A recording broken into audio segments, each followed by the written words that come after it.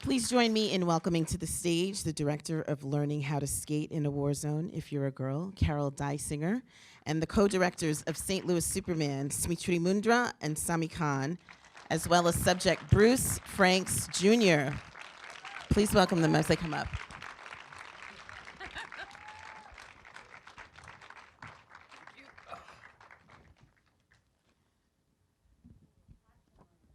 Yeah, you can do it. Oh no. I didn't do that. That wasn't me. Are you okay? Oh no. You know what? I'm gonna let you guys be the star of the show here. I'm here from Skatistan, but I'll bring them up as it progresses. Please bring them up if you want to now. Okay. Yeah, go ahead. All right, and we didn't tell her before. It's gonna get crowded up here, man. I wish, like anything, I could have brought any one of my girls from Skatistan to you, but as they denied visas to the Afghan girls robotics team, there's no way. But I do have two people here who can answer a lot of the questions I usually get asked. From Simon, who's the co-chair of the Skatistan board, and Talia, who's one of the skateboarders who goes back and forth between the board and the international skateboarding community into the school, and has met most of the people who are in the movie. So if they could come up, I would really Please appreciate come up and join it. us. And sorry, Opal, I didn't tell you before. We can go sideways, sort of like, yeah. Come on up, guys. Thank you. You can join. So Carol's not by herself. So, Carol, I know that you had done work in Afghanistan before working on this film. Talk to us about your work there and why it was so important to you to continue to show stories that show it different in Afghanistan than what we usually see. Thank you very much for the question. Yes, I've been filming in Afghanistan since 2004, and I have seen many things, terrible things. I've made several movies there, spent a lot of time there.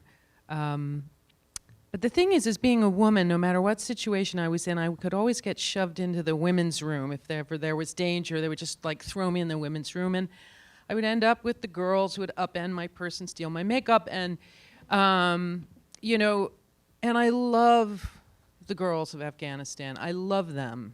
And when I got offered a chance to make a film about them, it became my love letter to the country and the best thing in that country, which to my mind are the girls who get nothing and give everything. So, I go to Afghanistan because of the nation and the people, not because there's a war there, which I often have to explain. And that was really it. I just felt like all of my years there allowed me to understand the place well enough to figure out how to get these girls to really reveal themselves to camera, which is not easy, and how to keep everybody safe, which is also not easy. And with the support of Skatistan and of A&E and IndieFilms A&E, I managed to do it. And with my fabulous editor, Mary Manhart, my fabulous DP, Lisa Rinsler, we were a team of girls doing girls, which was great. So thank you very much. Smriti and Sami, you guys can share the mic, please, because we've only got two, unfortunately.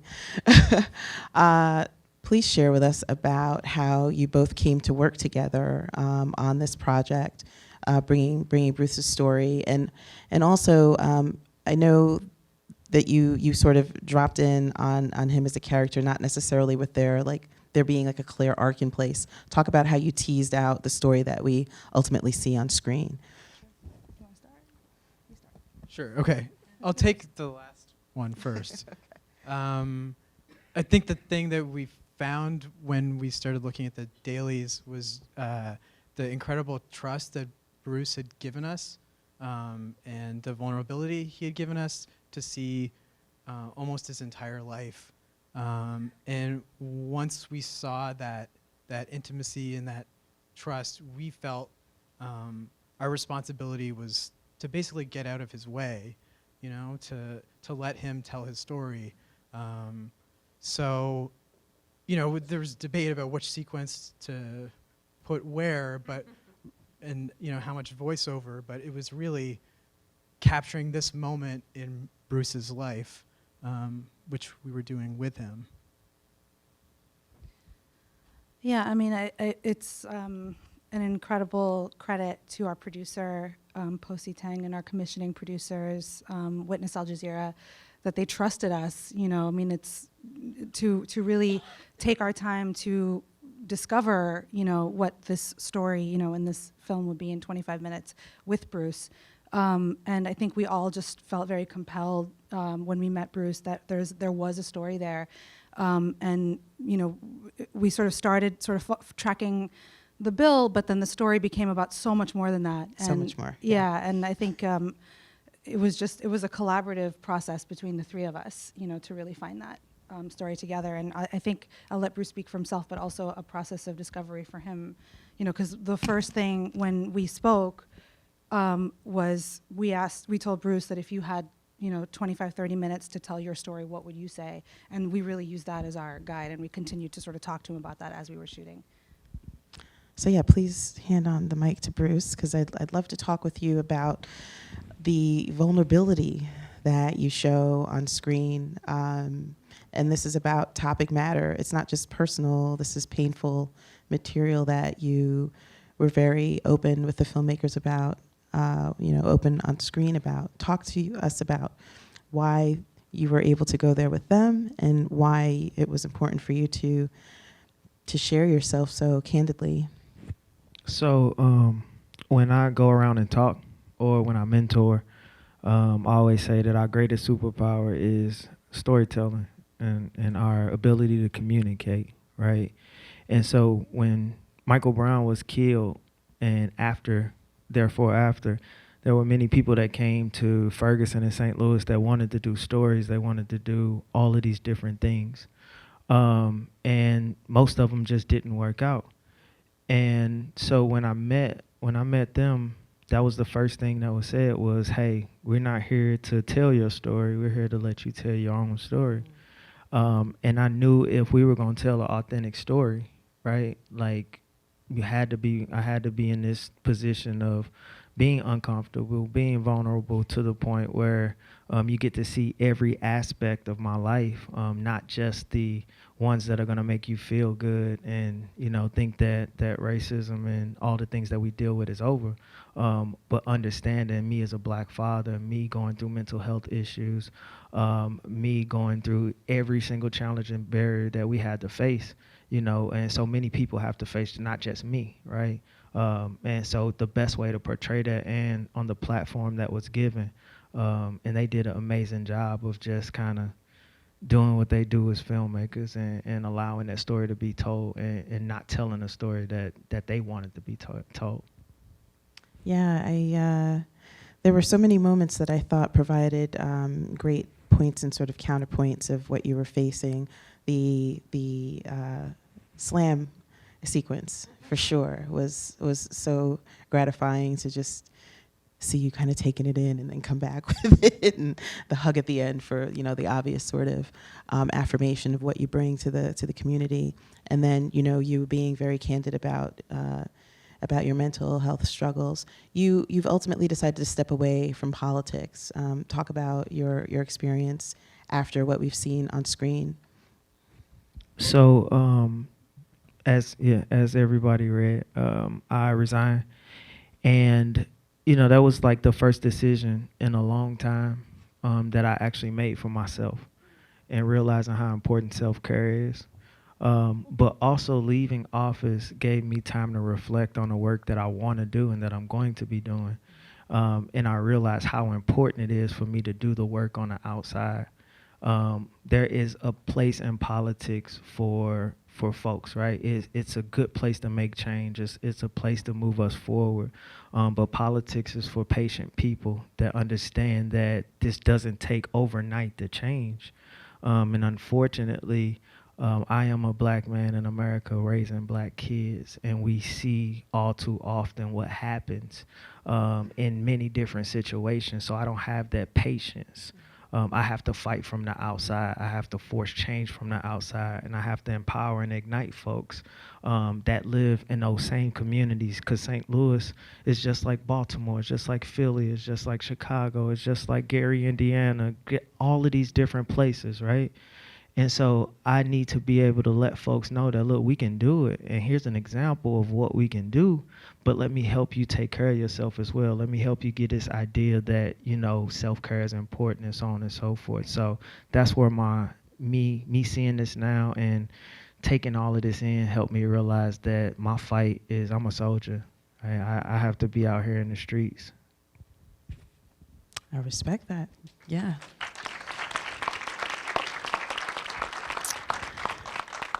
I'd love to talk to our Skatistan reps here. You guys are doing Fighting the Good Fight as well with educating girls in a space where I know it's not easy to do. I know that your organization has a broad reach. Can you share a bit more about how long you've been around and what you're doing? Yes, Skatistan has been around in Afghanistan, first of all, with Ollie, who was mentioned at the end, sort of starting the program. But we also have programs in South Africa, in Johannesburg, actually, and in Cambodia as well. And the programs have the same thing of working with marginalized kids and trying to provide education opportunities, leadership development opportunities. But there's something I wanted to say about the film, because I think everybody here sees something which I think is fundamental, because when you say skateboarding in Afghanistan, it's not two things that naturally spring together in people's minds. Indeed but I not. think that, you know, something I would say, and I think that every skateboarder feels, is skateboarding is about freedom. Yeah. And you see that so clearly in the film, where these young girls kind of feel a sense of liberation. But education is about freedom as well. And I think that's what you see coming together so powerfully in the film and in our programs in Afghanistan and everywhere that we do them. And I think just the final thing in relation to Afghanistan, you know, there's a lot of mention about the war and about the Taliban. Well, you know, the Taliban don't fear death. They don't fear bombs. But what they do fear is a girl with a skateboard and a book, because that is the future of a different kind of Afghanistan. So I like that. Carol, you mentioned your other creative collaborators. You had some great, fine work from your GP. I did, Lisa. Some beautiful Lisa, moments please on screen. stand up. Please share with us about your collaboration and how you chose your crew, right, in a space where women can't necessarily work with men as freely. And talk to us about well, that. I have to say, one of the things I knew from working in Afghanistan so long is the fact that there was no way that I was going to get a friendly interview out of these girls, because I am an elder. I mean, I'm their great-grandmother's age, frankly. And there was, you know, I'm their khala, which is the word for the sister of your mother. And that's the nicest thing you could be, but you're still an elder, right?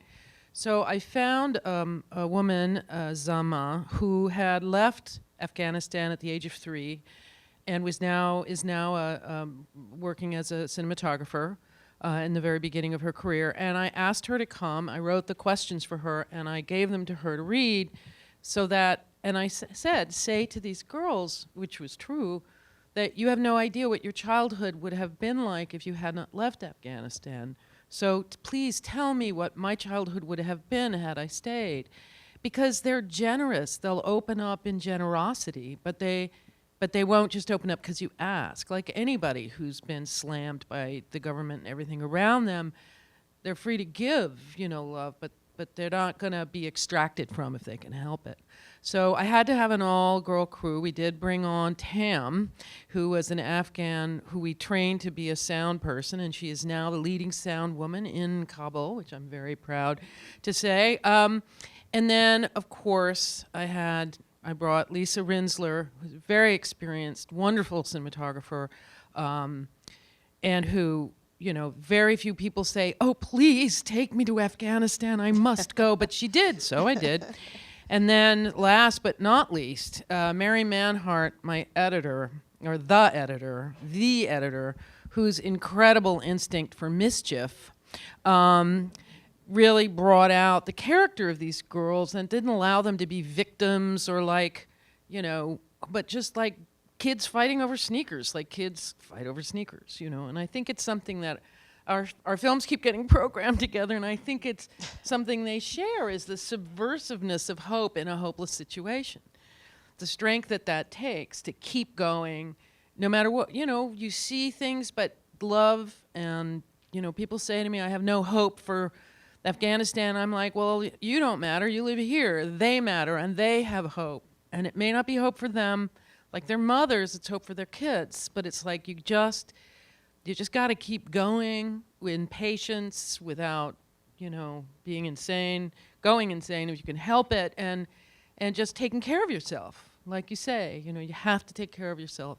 And joy is the primary way one takes care of oneself in life. And skateboarding gives you the joy of movement, the joy of freedom, and the joy of a posse, you know.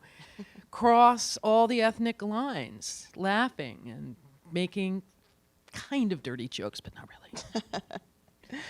really. Sami and Smriti, I know this film was always intended to be a short documentary, but you have material, I think, I very rarely say this, but that could film a feature-length film. Talk about the challenges of that being the case, right? You have a really rich subject in Bruce and his story, and you needed to make sure that you came in at the time that you were tasked with. Before I do that, I just want to continue on to what Carol was saying about hope and sort of the messages of our films. And I think that, you know, hope is incredibly important, is vital, and resilience. But it's also important to make sure that we're not feeding into convenient narratives. Yes. And it's, you know, just like having a superhero in the streets of St. Louis is not going to solve all the gun violence and all of the problems of disenfranchised communities. Skateboards are not going to liberate young women from all of the absolve young women from all the problems that they deal with. So, you know, what I try to encourage audiences that see our films is to, you know, take the hope, but also take the message and take the work, carry the work forward. Think That's about the most important thing is Right. carry the work forward. Let's not mess up the end game again. Yeah, and you know, reflect also on sort of the stories that we uplift, the people that we uplift, and think about, you know, is it making us feel better, or is it actually forcing us to reflect and change the world around us? Absolutely, yeah.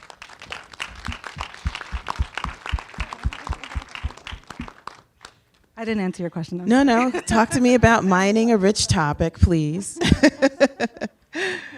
No, I love the form, obviously, right? And I'm sure you guys get that question a lot, but I think it's interesting for audiences to hear, you know, the sort of artistic process when you're tasked with a certain amount of time, and you know, you got to bring in the story that you need. And I mean, the great thing about Bruce is he's just like a multi-platform artist. So like, this is the 25-minute film, but you know, you can see the extended version of the battle rap online, and the rest of his story online, like in other battle raps, or you know, the stuff that he's working on now, whether it's, I mean, he can talk about it if he wants. How many like the battle rap scene? Make some noise. Now, how many knew about battle rap before they saw this? Okay, that's a little better than most places. Bruce, this is New Yeah, York, you're right. Bruce. It's different, a Come little on. different. But battle rap is such a therapeutic experience for me. I've always used battle rap as therapy, but now I use battle rap for my message. And if you look at my battle raps, each one of them have a message. And my third rounds, I leave people with something. And it's always this sense of, if I'm going to have 1 million people watch me on YouTube, right, on these different platforms, what am I going to say that's going to stick? Because there's many battle rappers that get up there and talk about the same thing, and they're all talented in their own way. But battle rap can be such a bigger platform to get your message out and to create so much different change, which we've seen just these past couple years with me and other artists that kind of follow that same suit. So, Can you guys elaborate a little bit more, though? No, Sam and Smriti on the. on the fact that you have a very rich topic and you gave us 25 minutes of brilliant filmmaking, but still you could have done longer. I think I appreciated the sort of constraints of 25 minutes because I think it allows us to sort of feel the journey as opposed to be sort of handheld through like a 3-act structure of a journey. And for us, it was about sort of, understanding Bruce, understanding where he was at a specific point in his life, Yes.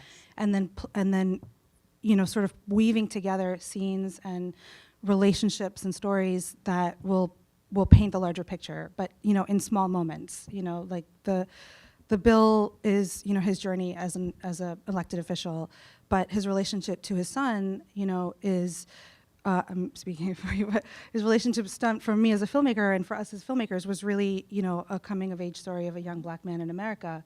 It was a chance, for us to see how his, King's life might be different from Bruce's life.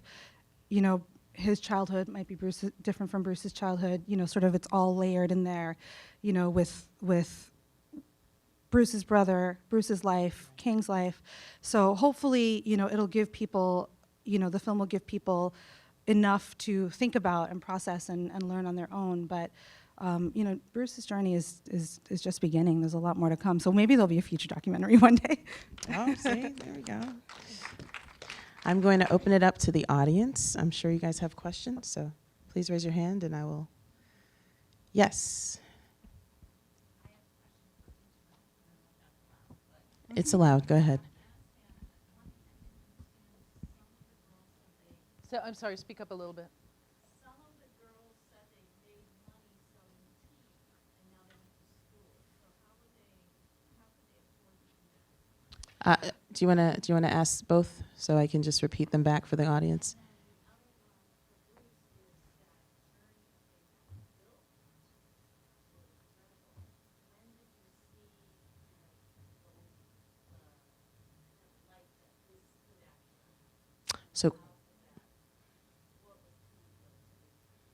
So question for Carol about girls who said they were selling tea and also going to school. How were they able to do that? And then for Bruce, about getting the bill through the House. When did you see the tipping point that it was likely to happen?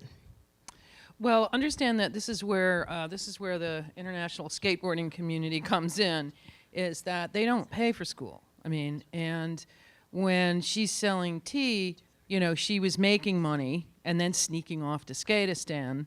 And then when, finally she brought her, this is in interviews that I didn't use, when she brought her parents, or I think her mother, to the skate park and she saw what it was, they then figured out a way to make it work. And then she, shortly became an instructor, as did her sister, and they supported the family, So what happens is that the genius of this program is the fact that a lot of these kids couldn't start school with their age group because they had to work, they're displaced internally in Afghanistan, or just because they're poor and girls and couldn't get to a school safely. They haven't started. So that's why Hanif is telling you she started first grade when she was 12. But what they do is they get them through 3 years of school in 1 year. Hence the skateboarding. So they, and so they can enter the Afghan public school system. I think one of the things that's great about this is because it's supported by the international skateboarding community, but none of them are there. It is all run by Afghans. All the teachers are Afghan. All the staff and the guy running it is Afghan. And what they're doing is getting poor kids, boys and girls, so that they can just re-enter the Afghan public school system at an appropriate, unembarrassing age with a cool skill that will help them in the playground. So they're not doing what a lot of these places do, which is pluck a girl out of her natural, even though unfortunate, habitat, right? So that she then has dreams of going to college in London, but it will never happen because there isn't the money for it, the finance for it, nor does she really want to leave, if she knew, you know, her community. So it's really, there's a negotiation, you know, and I think once the bus was established, as you saw in the film, it made it a lot easier for girls to go, because it wasn't so much that they made so much money selling tea or gum, but that there was this fear that they would be kidnapped or hurt in some way if they kept walking to school. So that's what really, and they get food, you know, they get lunch, they get water, and that's less of an expense on the house. Is there something I'm leaving out? Yes. She knows more about this than I do. No, that was great. And I would just add that in Afghanistan, it's very difficult to get, for people to think long term, just because people are kind of fearing for their life on a daily basis and their daily commute. So, Like any poverty-stricken situation. right, and so the women in the film that you see, they're very clever at speaking with families about the long-term benefits of education and speaking in a language and in terms that they'll understand and that they'll buy into. So that's, I think, they should also get the credit there. Fatima is a real genius. Yeah, thank you. And then to Bruce. What was the question again? Oh, got you. So something I do differently than I guess most folks serving in predominantly other party houses. I felt it was gonna pass from the beginning because I had went around and talked to all of the legislators. I talked to the Senate. I talked to the governor. I talked to everybody because I didn't want to waste my time putting my heart into a bill that they were going, you know, use some political way to kind of kill the bill. And so I had kind of gained a lot of support for the bill beforehand. And the first time that it didn't pass, it was really just, it was kind of due to like time restraints of when the bill was presented. It passed through the House, and then we just ran out of time in the Senate.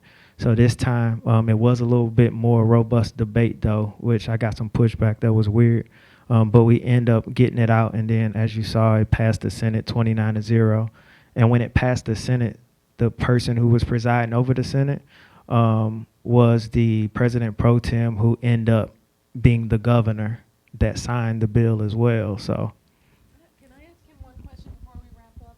We. What happened in the community? We're talking about $5 million getting millions of dollars. What of that bill has actually rolled out into the community? So 3 different parts have rolled out because the bill actually has 3 parts. Identifying June 7th as Christopher Harris Day for gun violence prevention. Now we have programs where our teachers are going through trauma-informed care in our most economically distressed communities with the teachers that don't come from that community, as well as this holistic approach to connecting our emergency rooms with our City of St. Louis Public Health, with our workforce agency when we talk about the root causes of gun violence. So if somebody comes in with a gunshot wound, we find out what community, is this, what community, what's going on, so on and so forth. What do you need? What does your family need? And then they have kind of like this approach to going through the necessary steps to get to gun violence prevention from the root cause. It's magnificent. All right, we're going to have to wrap it up there. Thank you all so much for joining us. Thank you to our wonderful filmmakers and guests for brilliant work. Thank you, MTV Documentary and A&E IndieFilms.